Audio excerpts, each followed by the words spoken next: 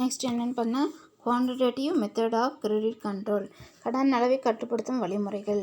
அதே மாதிரி the method which influence the total volume of credit in Indian economy are called quantitative or general method அப்படிங்கிறாங்க. இந்திய பொருளாதாரத்தில் மொத்த கடன் தொகை அளவில் பாதிப்பை ஏற்படுத்தும் காரணிகள் கடன் அளவை கட்டுப்படுத்தும் வழிமுறைகள் எனப்படும். சரியா, டோட்டலு எக்கனாமிக்கில் என்ன பண்ணுறாங்கன்னு பார்த்தீங்கன்னாக்கா ஒரு பாதிப்பை ஏற்படுத்தக்கூடியதை என்னன்னு சொல்கிறாங்க, கடன் அளவை கட்டுப்படுத்தும் வழிமுறைகள் எனப்படும் அப்படிங்கிறாங்க.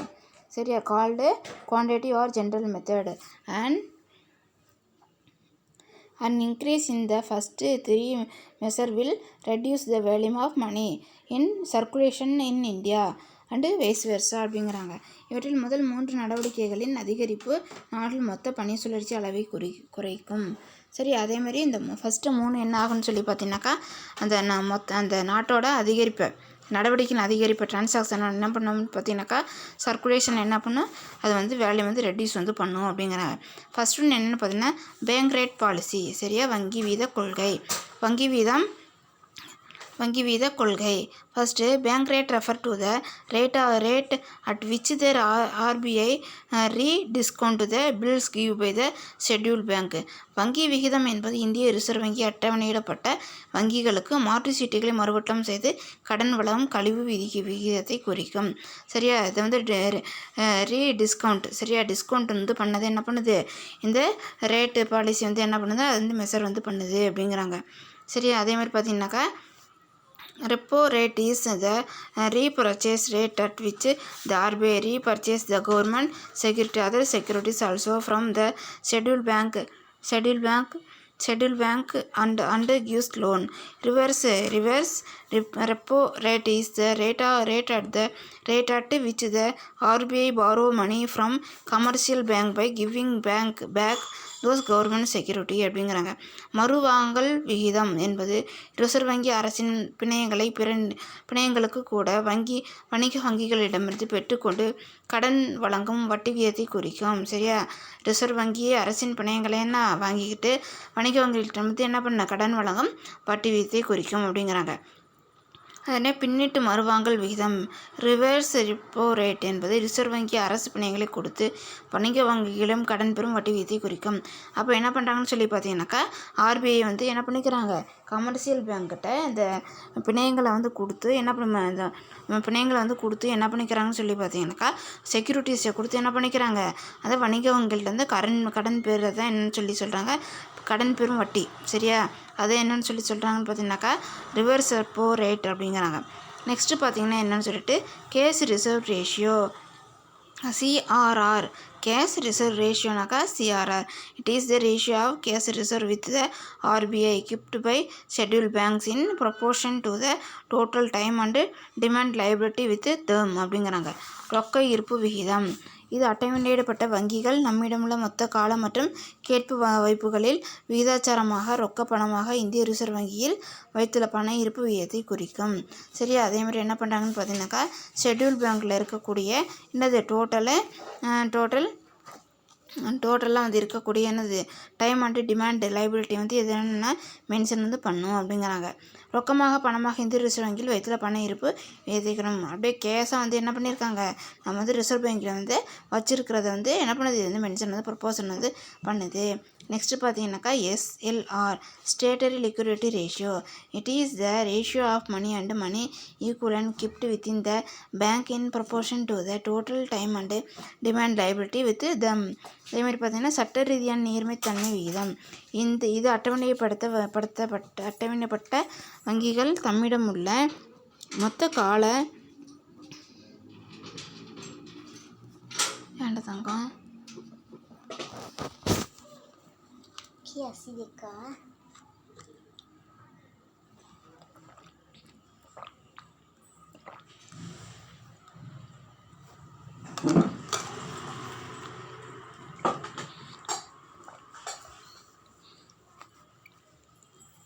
पावा कहीं इसका करके नहीं इसका सही बात करना को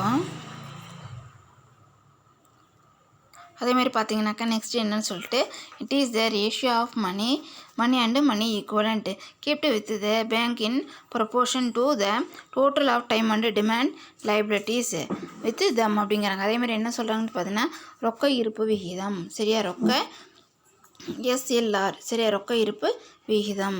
இது அட்டவணையிடப்பட்ட வங்கிகள் தம்மிடம் மொத்த கால மற்றும் கேட்பு வைப்புகளின் விகிதாச்சாரமாக ரொக்கப்பணமாக இந்திய ரிசர்வ் வங்கியில் வைத்துள்ள இருப்பு விகிதத்தை குறிக்கும். நெக்ஸ்ட் பார்த்தீங்கன்னாக்கா open market operation. The RBI directly buys or sell the security and bills in the money market either to decrease or to increase the total volume of money. இது அட்டவணைப்படுத்த வங்கிகள் தம்மிடமுள்ள மொத்த கால மற்றும் கேட்பு வைப்புகளின் விகிதாச்சாரமாக தம்மிடமே வைத்துக்கொள்ள வேண்டிய பணம் மற்றும் பணத்திற்கு சமமான உபகரணங்கள் ஆகியவைகளின் அளவை குறிக்கும். அதேமாதிரி பார்த்தீங்கன்னாக்கா ஷெட்யூல்டு பேங்க் என்ன பண்ணுறாங்கன்னு பார்த்தீங்கன்னாக்கா அந்த டைம் அண்டு டிமாண்டு. சரியா, டைம் அண்டு டிமாண்டு என்ன பண்ணிக்கிறாங்க ஒரு பர்சன்டேஜில் என்ன பண்ணிக்கிறாங்கன்னு சொல்லி பார்த்தீங்கன்னாக்கா தாண்டி என்ன பண்ணிக்கிறாங்கன்னு சொல்லி பார்த்தீங்கன்னாக்கா அவங்க வச்சுக்கிறாங்க. சரி, இதில் பார்த்தீங்கன்னாக்கா என்னென்னு சொல்லிட்டு திறந்த சந்தை செயல்பாடு. நாட்டின் பணப்புழக்கத்தை அதிகரிக்கவோ அல்லது குறைக்கவோ இந்திய ரிசர்வ் வங்கி நேரடி பண சந்தையில் பத்திரங்கள் மற்றும் மாற்று சொத்துக்களை வாங்கவோ அல்லது விற்கவோ செய்கிறது. சரியா, ஆர்பிஐ என்ன பண்ணாங்கன்னு சொல்லி பார்த்தீங்கன்னாக்கா நம்ம நாட்டில் கரன்சி செக்யூரிட்டிஸை என்ன பண்ணுறாங்க நம்மளோட எக்கனாமிக் டெவலப்மெண்ட்டை இன்க்ரீஸ் பண்ணிக்கிறதுக்கு வேலையை இன்க்ரீஸ் பண்ணிக்கிறதுக்காக என்ன பண்ணுறாங்கனாக்கா அவங்க செக்யூரிட்டிஸை என்ன பண்ணுறாங்க சேல்லேருந்து பை பண்ணுறாங்க, விற்கவும் செய்கிறாங்க, வாங்கவும் செய்கிறாங்க அப்படிங்கிறாங்க. அதேமாதிரி நெக்ஸ்ட் என்னன்னு சொல்லி பார்த்தீங்கன்னாக்கா என்னன்னு சொல்லிட்டு qualitative credit control measure. This method influence the volume of money is selected or particular sector of the economy. அதேமாதிரி பார்த்தீங்கன்னாக்கா தேர்ந்தெடுக்கப்பட்ட அல்லது குறிப்பிட்ட துறைகளின் மொத்த பண அளவில் இந்த முறையானது தாக்கத்தை ஏற்படுத்துகிறது. சரியா, இதை என்ன selected or particular money is selected, volume of money is selected or particular sector of the economy அப்படிங்கிறாங்க. Rationing of credit. Maximum limit is fixed for lending to certain sector or specific purpose. குறிப்பிட்ட நோக்கங்களுக்கு அல்லது சில துறைகளுக்கு கடன் வழங்குவதற்கான அதிகபட்ச வரம்பு நிர்ணயிக்கப்படுகிறது. அதேமாதிரி என்ன பண்ணுறாங்க சார் மேக்ஸிமம் லிமிட்டு. சரியா, குறிப்பிட்ட நோக்கங்களுக்காக என்ன பண்ணுறாங்க அல்லது சில துறைகளுக்கு கடன் வழங்குற அதிகபட்ச வரம்பு நிர்ணயிக்கப்படும். மேக்ஸிமம் இவ்வளோங்கிறத ஃபிக்ஸ். அதேமாதிரி நெக்ஸ்ட்டு பார்த்தீங்கன்னா managerial requirement. It refer to the percentage of the volume of security submitted before issue of loans. அதேமாதிரி பார்த்தீங்கன்னாக்கா விளிம்பு தேவைகள். பிணையமாக சமர்ப்பிக்கப்படும் சொத்துக்களின் மதிப்பில் எந்த அளவு கழித்து மீதி தொகை கடனாக வழங்க என்ற விதியை குறிக்கிறது. மேனேஜர் ரெக்யர்மெண்ட்டில் என்ன பண்ணுறாங்க எவ்வளோ அமௌண்ட்டு நம்ம லோன் வாங்குகிறோமா அதில் என்ன பண்ணிக்கலாம் செக்யூரிட்டியை லெஸ் பண்ணி மீதியை என்ன பண்ணுறாங்க கடன் தொகையை எப்படி எப்படி கொடுக்கணுங்கிறத இது என்ன பண்ணுது இதை ரெஃபர் பண்ணுது. நெக்ஸ்ட்டு பார்த்தீங்கன்னா என்னட்டு direct action. The RBI takes corrective action and any bank or banks that does not follow its guidelines it is called direct action அப்படிங்கிறாங்க. நேரடி நடவடிக்கை. இந்திய ரிசர்வ் வங்கியின் வழிகாட்டுதலை பின்பற்றாத வங்கி அல்லது வங்கிகள் மீது பொருத்தமான ஒழுங்கு நடவடிக்கை இந்திய ரிசர்வ் வங்கி எடுக்கும். சரி, அதேமாதிரி என்ன பண்ணுறாங்கன்னு சொல்லி பார்த்தீங்கன்னாக்கா இந்திய ரிசர்வ் வங்கியோட வழிகாட்டுதலை பின்பற்றாத வங்கிகள் அல்லது வங்கிகள் மீது பொருத்தமான ஒழுங்கு நடவடிக்கை இந்திய ரிசர்வ் வங்கி எடுக்கும். அதை ஃபாலோ யார் கைட்லைனை யார் கரெக்டாக ஃபாலோ பண்ணலையோ அவங்க மேலே என்ன பண்ணுவாங்க அவங்க ஆக்ஷன் எடுப்பாங்க. இதுக்கு தான் என்ன டைரக்ட் ஆக்ஷன் நேரடி நடவடிக்கை அப்படின்னு சொல்லி பேர். அதே மாரல் சுச்சுவேஷன் அப்படின்னு பார்த்தீங்கன்னாக்கா அது RBI put pressure and the bank towards liberal or restricted lending during certain period அப்படிங்கிறாங்க. அதே மாதிரி என்ன சொல்கிறாங்கன்னு பார்த்தீங்கன்னாக்கா ஒழுக்க நடவடிக்கை. இந்திய ரிசர்வ் வங்கி சில குறிப்பிட்ட கால கடன்களை தாராளமாகவோ அல்லது கட்டுப்படுத்தியோ வழங்க வங்கிகளுக்கு அழுத்தம் கொடுக்கிறது.